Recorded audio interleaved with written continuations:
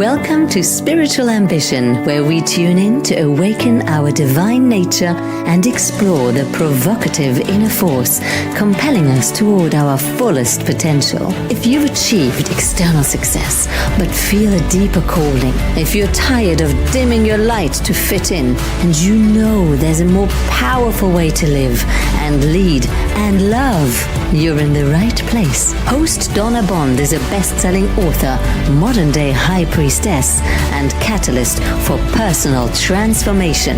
Together, we're birthing a new paradigm of loving leadership, integrating our humanity with divine wisdom as our individual awakening serves collective evolution. Here's your host of Spiritual Ambition, Donna Bond.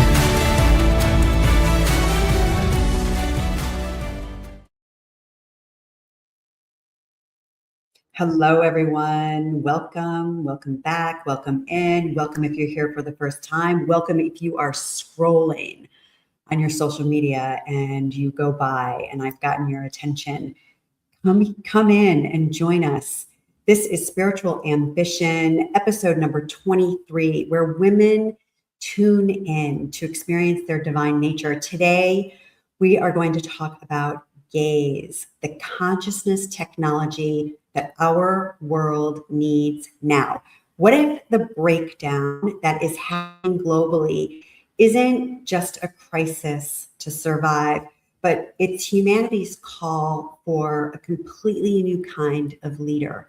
And what if you're being called to answer? We are living through something unprecedented. Old systems are collapsing while something entirely new is trying to emerge. If you've felt called to lead during these times of massive transition, but you wonder if you have the capacity for what's required, this episode reveals how expanded consciousness becomes the training ground for evolutionary leadership. We have a beautiful guest today, Annie L. Browning, who is a licensed clinical social worker, a Master of Divinity, and a doctoral student, who is going to share a tender story with us today about how her world collapsed around the tragic death of her 11-year-old son.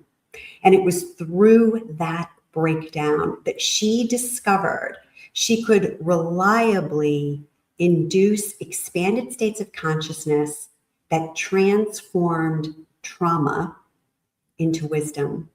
Today, Annie teaches her method, Gaze, this consciousness technology to develop leadership capabilities that our world needs most.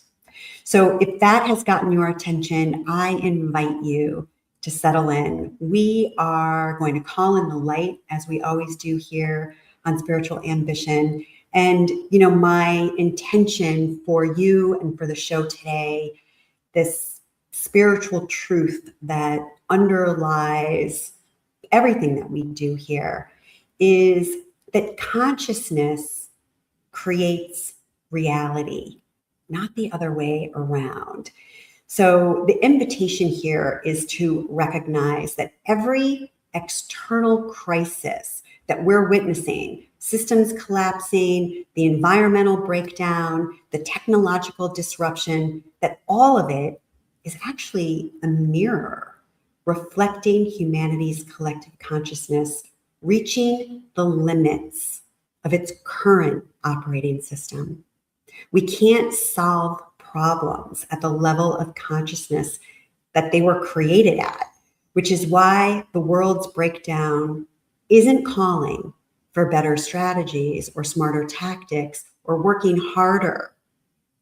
It's calling for an evolutionary leap in consciousness itself. So with that, let's turn our attention inward for just a moment. Welcome everybody who's here. Debbie, hello. Faye, Jennifer Rose, my heartfelt loving out to you. Blanca, thank you so much for being here, everyone. Just placing our attention on our heart space and calling in your energy from all of the places that it's been out working on your behalf. Just with that beautiful cleansing inhalation. And just letting go, breathing out, dropping off anything that's no longer serving you, whether you're consciously aware of it or not. And as you continue breathing, as you join our hearts of this beautiful community, the community of the Sacred Spiral Network, the community of spiritual ambition, just rest in the loving, in the peace. Remembering there's nothing to fix. There's really nothing to do. Infinite universe, we call ourselves forward into your loving. We ask to be cleared, filled, surrounded, and protected with the clear white light of living love. We ask that any karma, negativity, or imbalance be lifted and transmuted at this time, taken to the highest realms of light and sound, and dispersed back into the nothingness, into this space. We call upon grace and peace and light and upliftment. We call upon creativity and joy, expanded awareness and consciousness. We acknowledge and we welcome only those divine beings of light who love each one of us unconditionally, who work for the divine plan and who work for the light. We welcome only you into our sacred space here today. We ask for your support and assistance in bringing forward healing, revelation, and wisdom of the heart that will resonate most profoundly with each individual here for their highest good and the highest good of all concerned. We are grateful for the opportunity to come together, and for this and more, we say thank you. So be it.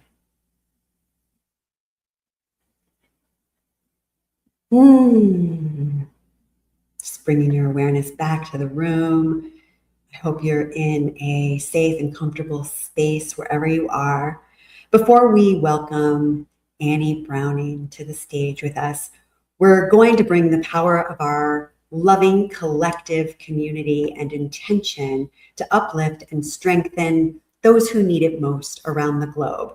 So if someone in your life could benefit from healing grace and divine light, you're invited to share their name with us. You can drop it in the chat, or you can go to spiritualambitionsacredlight.com and you can submit their name into our sacred circle of light, where we hold these individuals with our unified intentions and our loving hearts, creating a gentle wave of healing energy.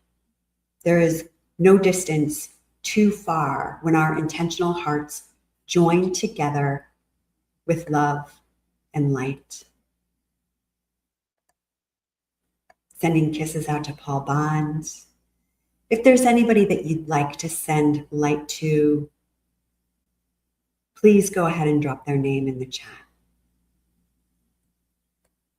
We're sending our intentions out to Betty and Bob, to Celia and Dawn, to Neil and Christine, to Natasha, Alla, Tracy, Hannah, to Mary and Tony, and to David.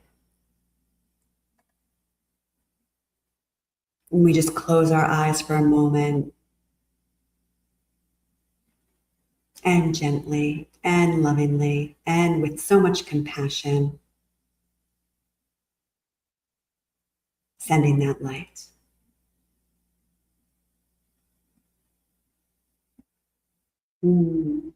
I feel the power. I feel the power of all of you, the power of our hearts together, the power of my guest who is backstage. All right. Well, Annie L. Browning is an intuitive practitioner. She's a spiritual guide. She's a licensed clinical social worker and an ordained minister. She is a doctoral student. And in my words, she is a soul-hearted, compassionate leader walking us into the new world with consciousness technology that she created called Gaze. So without further ado, please join me in welcoming Annie Browning to Spiritual Ambition. Hello, everyone. It's wonderful to be with you today. Hi, Annie. Thank you so much for being here. Well,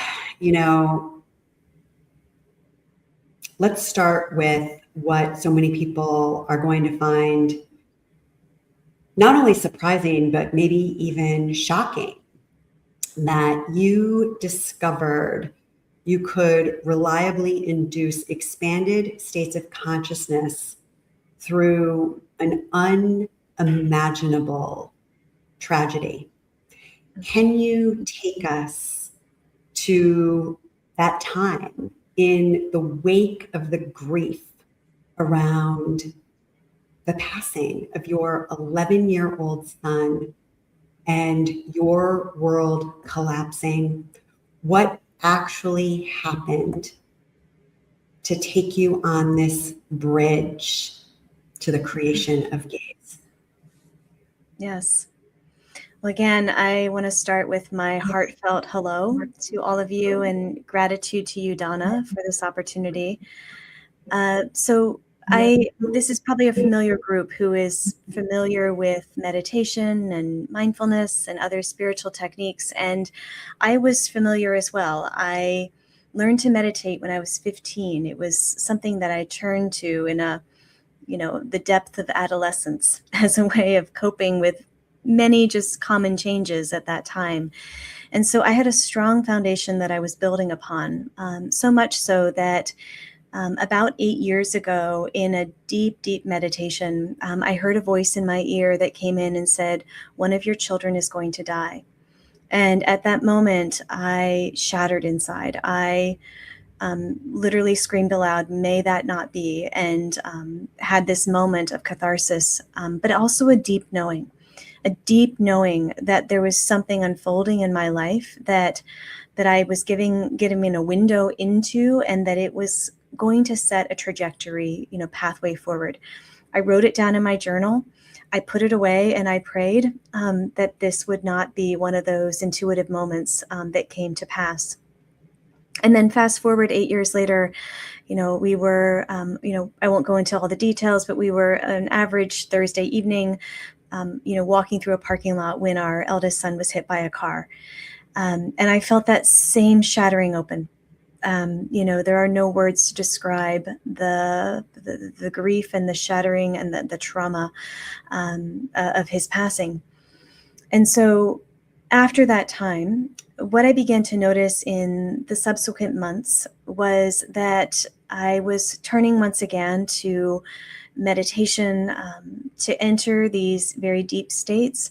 But there was a difference. I was turning to some different forms that I knew about, but perhaps had not practiced as much, because I didn't want just to kind of be in meditation. I wanted to enter more of an expanded, or sometimes we call it a holotropic or even an altered state, without using any sort of pharmacological interventions, any sort of psychedelics. I wanted to enter that state because I ached, and I feel tears. I know many of you can relate to this. I ached and longed to feel him with me. And I was always sharply intuitive and clairvoyant, so I could feel him. But it's like I wanted to experience him in a way that was truly transcending my mind. So what I began to notice was, as I was in meditation, I was beginning to play with some breath and some movements of my eyes, and some attention focusing techniques. And as I started to use them, and a lot of this was natural. It wasn't like I was setting out to create something, But as I was kind of testing and working with some of these and just noticing how my body was responding, how my mind was responding, what was happening spiritually, he was coming alive. And that was the drive. Like, that was the drive of longing to have that connection with him each and every day, much like you would experience if you were using plant medicine. And so I began using it over and over again. And over time, I embarked on some doctoral work. I began using it with some trusted clients to see whether they were having some similar effects. Long story short, it's led down an entire pathway, which Donna knows me well. I'm pretty sharp in terms of analytic. I can be very analytical and very rational, while also deeply intuitive. I kind of like to bring science and spirituality together.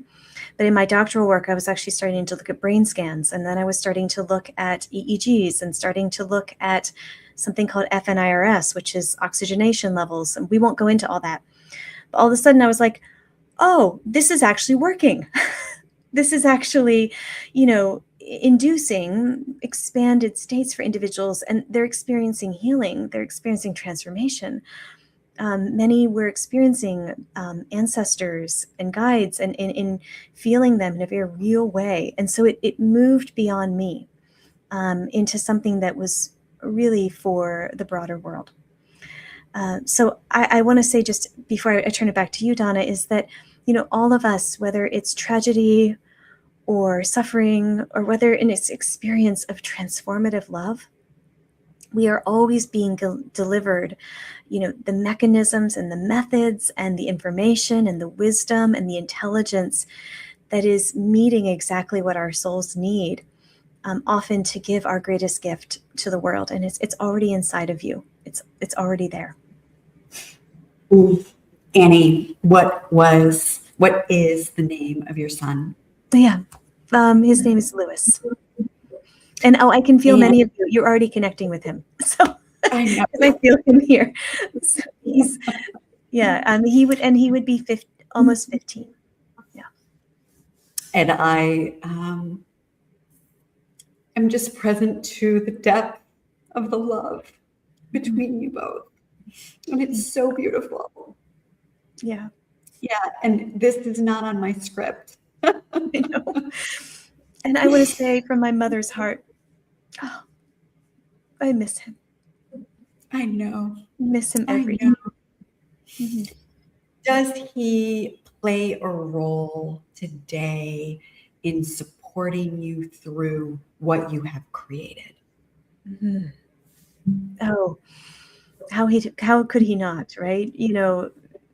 Both Lewis and the multitude of support, that's accessible to all of us. When he was dying, I knew in a moment it was the most transcendent experience of my life, the most painful and the most blissful moment that comes together. Many spiritual traditions talk about awe and awful live at an intersection of one another, and that's how I would describe it. As I watched him transition from this world to the other side, I heard in my ear that part of his departure was for something that was bigger, that was beyond even myself. And I knew in an instant, I sort of said yes within, even though I wasn't aware of it. There was a yes, a surrender, an opening to him leading me and guiding me to being actively part of this process. And he still has been, which is the miracle of this sort of work and what you're offering, Donna, in the world. Is hopefully the invitation for all of us to pay attention, to notice, to those invitations, those calls that are emerging in our life right now. It doesn't always have to be a big catalytic moment of suffering, but sometimes in those micro moments, we know that we're not alone, that we're here for something beyond ourselves, and that we have what we need to actually step into it.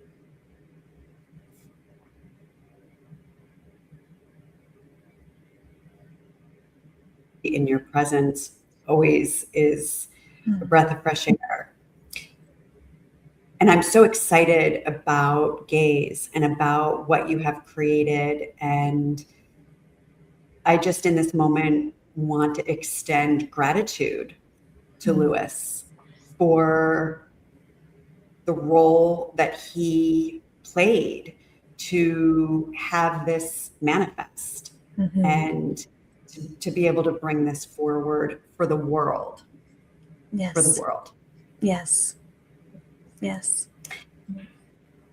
So, consciousness technology. Tell us what that is. Sure. As you're saying those two words, you know, my mind says they don't fit together, right? So does mine. So, which is why we're having so much fun here. I know.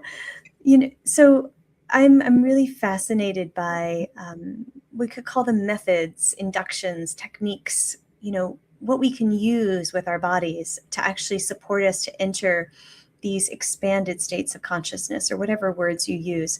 And there's a rich array of information, of actual living intelligence that's available to us when not only do we quiet our mind, but we actually enter states in which our sense of self, our sense of time, our sense of directionality, our sense of place and space begins to distort or change.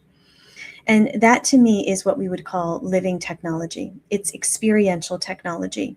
So in that way, it reminds me technologically like you're receiving kind of disparate pieces of information that may not seem like they go together.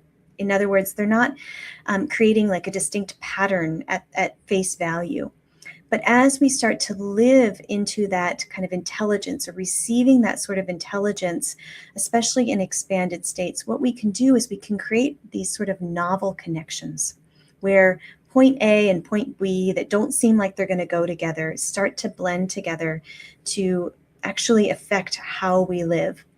And I know the words consciousness and technology, it sounds very esoteric. So I want to bring it down into something very concrete and tangible, that you are consciousness technology.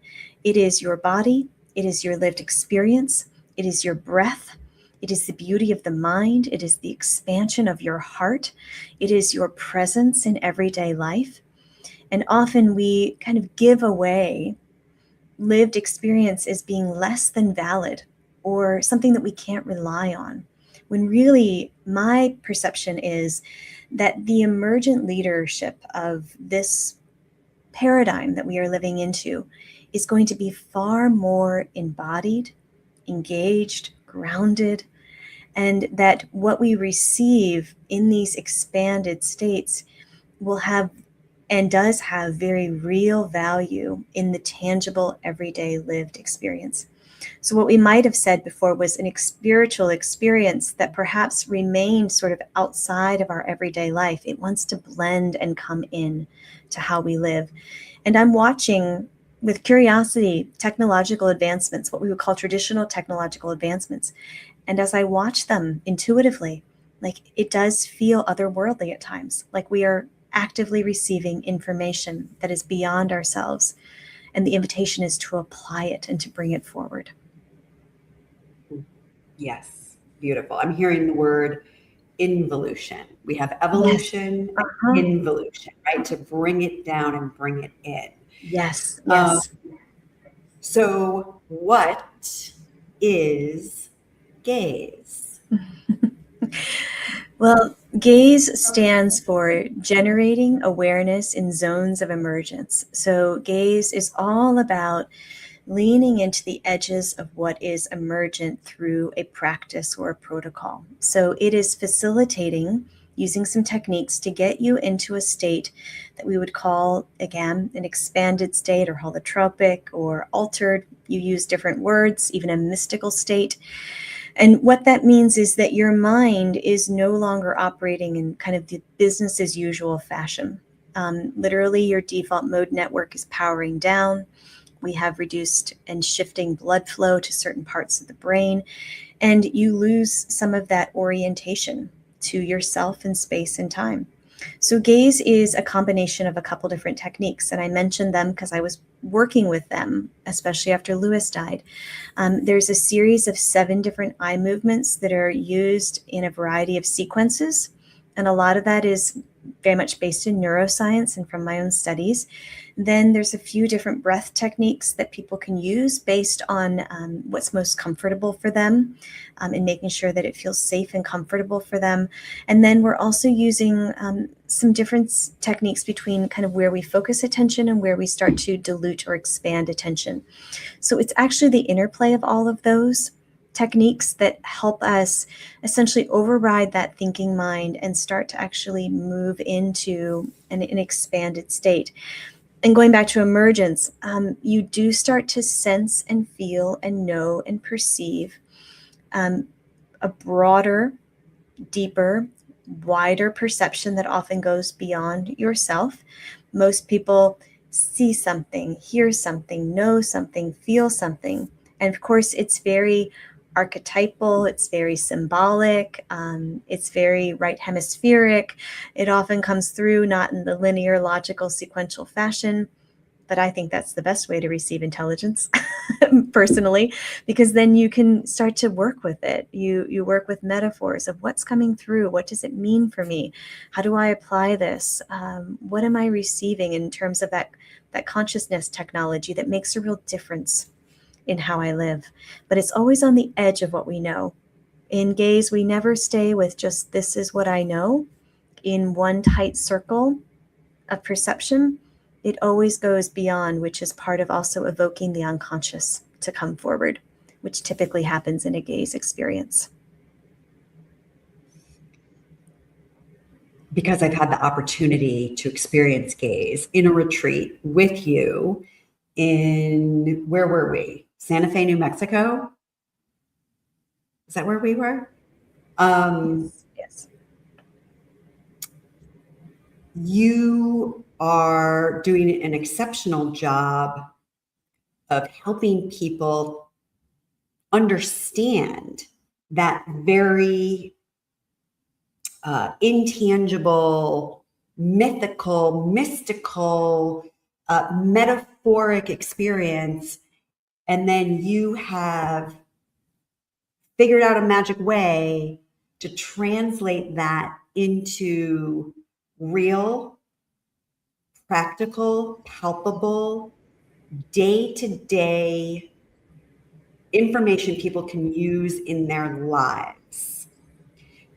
Can you say a little bit about that before we go into the leadership types and that whole piece of this? But, I think it's so important. I think in the plant medicine world, for example, sometimes people have these exalted experiences, and actually integrating their higher levels of awareness back into their day-to-day life in a useful and practical ways is a piece that's often missed in that community. And I know this only from working with some of my own clients who have valued the spiritual psychology lens and being able to say, gosh, I don't know how I would have folded this back into my life if it weren't for these further discussions and the further levels of understanding. So I just wanted to give you the space to share a little bit about that. Mm-hmm, mm-hmm. It's a beautiful question, because we cannot bypass our lived experience, right? We have to bring it down into everyday form for us to make sense of it and to start to work it out in our daily life. So, what you're describing is in gaze and many other methods, you may have a peak experience, and that peak experience, it's often it's ineffable. It's difficult to put it into words. I mean, you can describe it, we talk around it, but to say this is what it is actually counterintuitive to a peak experience. Like the minute you could say, oh, well, this is what I experienced, it's like it vaporizes, right? It's so hard to put it into words. So what we do in terms of integration in gaze is we use a variety of different techniques that many of you are probably very familiar with. Everything from journaling to automatic writing to using especially Jungian psychology to start to interpret symbols and themes, metaphors that are coming forward.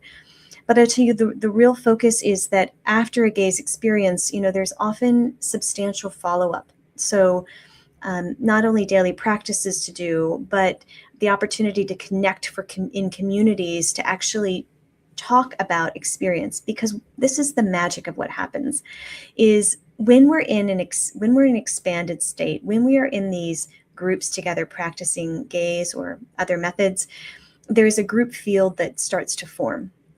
And there's often synchronicities and serendipities and parallels, and people begin to sync to one another, especially in some of their experiences.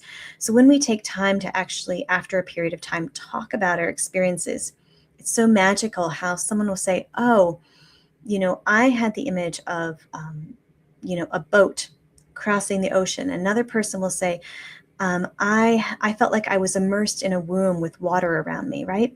Well, on the surface, you would say those two, do they go together? I don't know. But when we start to parse them out, we begin to talk about it. We begin to do some application. When we look for where it's showing up in your life, it's amazing how these parallel experiences are actually quite unitive.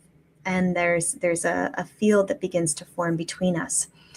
So here's the key of what I hope you hear from me is to pay attention. And I know, Donna, you probably say this all the time, so it's not new, but you pay attention to what shows up after these peak experiences, because your psyche and your soul is going to continue to give you all of these little hints along the way, sometimes uncomfortable ones, about like, here's a point of dissonance that doesn't feel so good. Here's a point of congruence where everything feels really aligned and solid. And when you track your experience, especially in the 2 weeks after a peak experience, and you regularly journal and you reflect and you're paying attention to the signs and the symbols, then slowly what happens is you start to weave together meaning. And then there's a question I always ask at the end of gaze. And I encourage people to ask it for about 2 weeks afterward, which is, based on your experience, what do you need to do in the next 24 hours? And what that does is it brings a big experience way down into the narrow, where all of a sudden your world is shrunk to the next 24 hours and one thing to do. And that immediately creates some clarity of sometimes what you don't want to do, but more often, what is calling to you.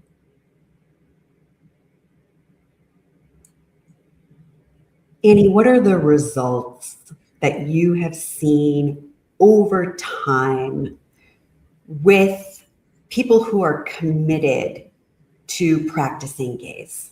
Mm-hmm. Yeah, it's an incredible question, one that's close to my heart, because I'm just starting to track some of those results over a year's period of time. So the results vary. They're anything from personal to some really big wow moments. I'll share one. There's an individual who is actually in a startup in San Francisco. So maybe not the typical person, came with a bit of reticence, but has been practicing gaze regularly. And what's been happening is all of a sudden, all of these serendipities started to happen after each session. I mean, literally like some funding came through. This person is interested in funding right now. The second one, literally a check showed up at the door 2 days later. The third one was all of a sudden a project broke ground. The fourth one was there was this absolutely clarifying conversation that shifted the course of some operations. So I'm giving you kind of a business case scenario, but sometimes I think those are helpful to hear because, it's not just, we'll call it like personal transformation. There was some very real world impact. But over time, these are the 3 outcomes that I've started to measure and track. The first one is, increased psychological flexibility. So the capacity to kind of flex with what is, coming forward in the moment, kind of openness to experience, the ability to stay regulated, even in change. We all need that right now, especially in the super cycle of change that we're in. increased resilience. So again, withstanding or staying present, especially when things are tense, challenging, tight, frenetic, finding that kind of internal, not just grit of I'm going to muscle through, but we're really talking about power on the inside. And the third one that I've been noticing would be around the form of equanimity. So even some detachment, healthy ego detachment, identities or structures or experiences that used to be perhaps fundamental or formational for an individual or even a system, they're starting to shatter and change. And for the good, where perhaps there were some limitations that were so present and now they seem to be naturally falling away. And the gift of gaze, and again, there's many gifts in plant medicine. One of the gifts of gaze is that it's more subtle, it's titrated over time, and also we can retain more of, we all have healthy defense mechanisms that have kept us safe in our life. And I tend to be a pretty big proponent that those have been there for perhaps your whole life, even your past life. And they've been constructed, right, to keep you safe. And I've never been interested in just blowing through someone's defenses. So the gift of gaze, especially over the course of time, is that people can kind of adjust their experience. They can slowly enter these states. They can adjust these states as they go, so that the experience is optimal, healthfully challenging, but optimal at the same time. As you're speaking, I'm thinking about what gets me out of bed in the morning, and that is the opportunity to embody more of my soul, which is what my work is all about, and what my practice is about, and supporting people in that full integration between their higher self and their human self. As one practices gaze, would you say that is a result that we are growing in presence, and our presence, as it is comprised of the energy of loving, that loving then begins to permeate more of who we are. It's more in our field, not only in our field of awareness and the field of the lens that we look through, but also in our auric field, our energetic field, which then is like getting sent out like a beeper, right, all around us. And it's through this increase in this loving that there's a safety that comes about that dissolves these defense mechanisms or the patterns of our egoic consciousness. Is this all like accurate as I say it? Yeah, yes. And Donna, I have to say, one of the things I love about talking to you is like, because I'm so embedded in the world of psychology and how you just phrased it, I'm like, we're talking about the same thing, right? And that's the beauty of these conversations, is just some cross-disciplinary ways of approaching these concepts, and finding that it often just affirms for me that we're actually not that far away from one another. We often think we are. So yes, there is definitely some ego disillusionment that's happening. There's a dissolving that starts to occur. Perhaps, even a softening of the ego where we don't have to just decimate it or try to beat it to death. But there's a loving of the ego that can also invite it to be in the positioning that is best serving us for the soul to bloom and blossom. And all of our work is always coming into wholeness, right? Is moving into wholeness at some level. And I love that there's so many ways to start that spiral over and over and over again. Yes. So let's talk about the global breakdown and the requirement of expanded consciousness, not for better strategies. Take us through why our current leadership approaches, even the really good ones, aren't sufficient for what's happening now, and these leadership archetypes that you are seeing through the work that you've done with your clients and gays? Sure. So let me start with saying that I developed some leadership archetypes based on experiences that I was watching in gays. Not just watching, intuitively watching. Sounds very voyeuristic, but I was watching intuitively, and then I was hearing, reporting back from individuals in gays. And so I intuitively sat with them, and these archetypes started to come together. And they help us personify, a sense of where we're going in the world. So let me back up and say, Donna, I think you and I would both agree that, we are in the midst of a rapid paradigm shift, a super cycle of change. There's a lot of breakdown happening.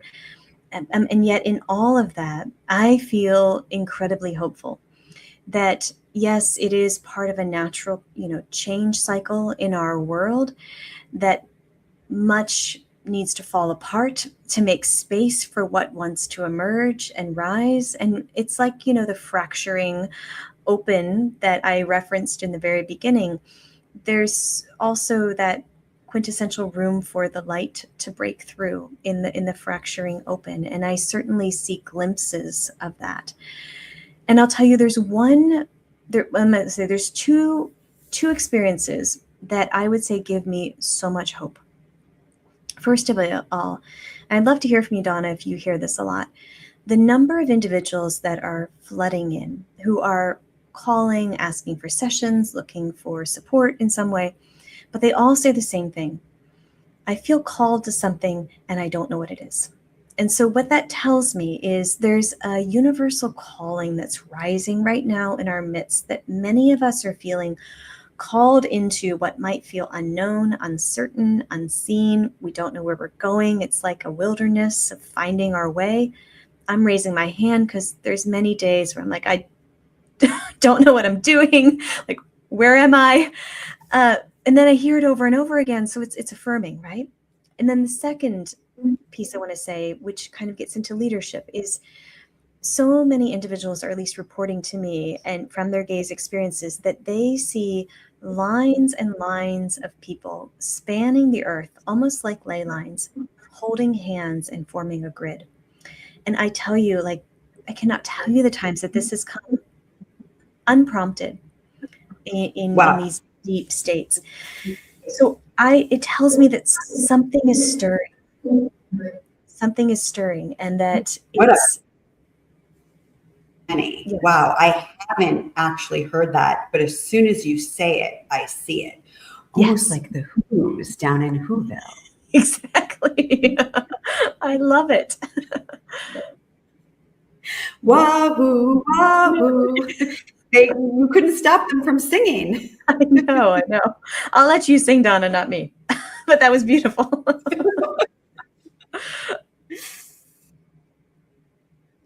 Keep going. I don't mean to interrupt you. I get excited about what you're sharing. And I love this term, this super cycle of the breakdown. There's just such an interesting ring to that. And everyone, with myself included, you and I both raising our hands that we're being called to something, but we're not even sure what that is. And what I love about this is quite literally part of humanity's evolution, because we are breaking free from the hypnosis, the spell that we have been under, which is layered with all of these stories of not enoughness, or I got to be perfect, or competing with somebody else, the comparison game that we get in. When that has been a conditioned storyline that humanity has lived by, when the truth is every single solitary being on this planet has something to contribute to the whole. And that is what is rising up within all of us. Yes. and you're naming these archetypes, which you can visit my website and learn more. But just very simply, I believe what they're built upon is some of us are invited to kind of speak into systems from the inside, right? To provide that sort of leadership from within. Some of us are invited to kind of take one little step outside and kind of speak into systems. When I say systems, it could be your family system. It could be your marriage, right? It could be a small system, but to start to lead from just that a little step out, but you're still connected in. And then I believe some people are sort of intended to, I call them the pathway pioneers, to start to live into the emergent future and may feel like you straddle two worlds. I think there will also be so many individuals that will be serving as translators to kind of speak in between worlds of what's falling away and what's slowly emerging, or begin to build new structures behind the scenes, new ways of being, new ways of operating, new ways of even using language, shared story, experience, and start to develop a bit of the language that will pave our way for the future. So it's an invitation. I hope you hear it's an invitation to honor whatever you feel called into right now, and to know that if you don't know what it is, you're probably on the right path, at least in my humble opinion. You are being called forward into a new paradigm. It's okay to be a little bit confused or even just unsure or unclear, and to honor and trust your intuition, and to know that that's what's going to navigate us through this season. Under all of this, the super, how did you say it again? The super cycle breakdown? That is, well, the super cycle of change is from Amy Webb, who's a futurist. The breakdown, I don't think anyone owns that one. Well, that's what I'm calling it. But underneath all of that, the super cycle of change and the breakdown, and we can look out, all we have to do is flip the news on, and we can see the pain and the devastation that everyone is in everywhere. But somehow underneath that, and even as I speak with you and I tune into your energy, there is an energy of hope.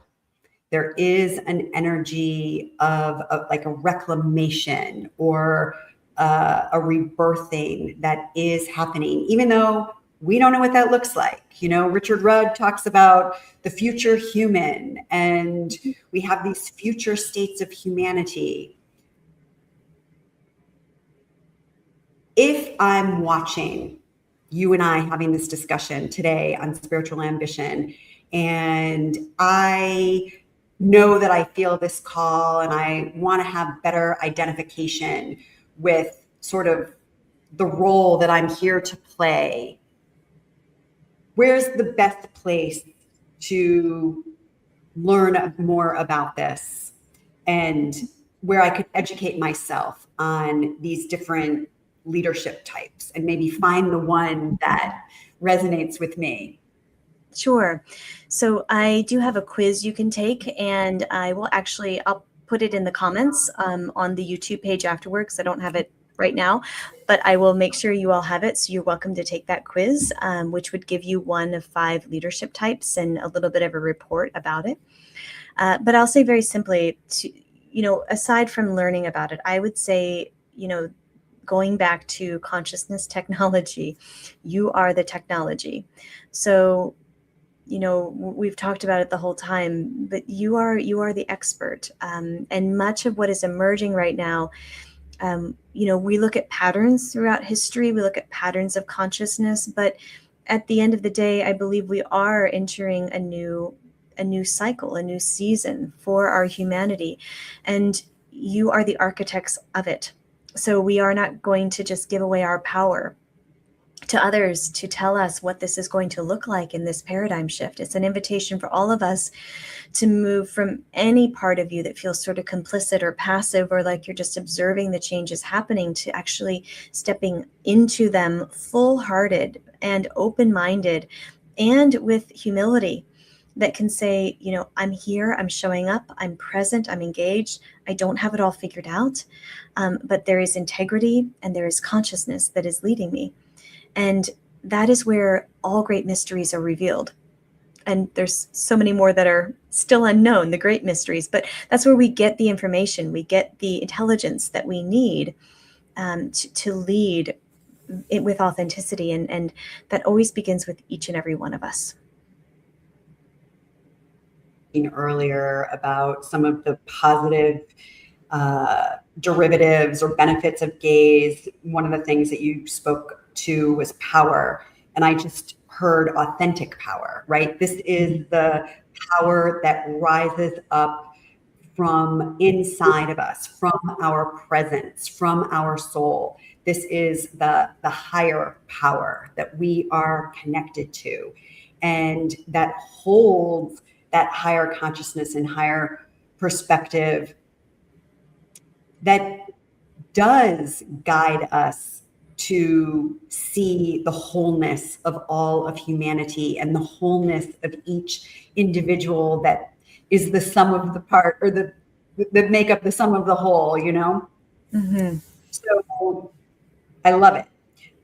One of the segments that we close with here on Spiritual Ambition is called the Celebration of Love's Alchemy. And it's where we take a gentle pause to recognize the extraordinary magic in our everyday life. And so every episode, we celebrate something that might seem ordinary or contrary at first glance, but it holds within it a spark of brilliance. And so when we bring our loving appreciation to whatever that is, we uplift our vibration, sending ripples of good juju, I like to say, out and across the planet. So as alchemists of upliftment, we turn the seemingly mundane into marvels of magnificence. And so today, I'd like to bring our love to this sacred paradox of breakdown. Let's celebrate the moments where everything does fall apart. When the structures that we've built, the identities that we've held, the certainties that we have relied upon suddenly crumble. What if breakdown isn't failure, but it's consciousness knocking on our door with an upgrade, taking the elevator up? Annie, you have shown us the profound paradox at the heart of being human, that the most devastating loss can simultaneously become a portal to expanded awareness. And not because the loss was meant to be, but because consciousness itself is designed to hold all of it. The full paradox, the unbearable grief, and the evolutionary awakening that can both be true all at once. Suffering does transform us, but that doesn't make the pain something that we want to sign up for.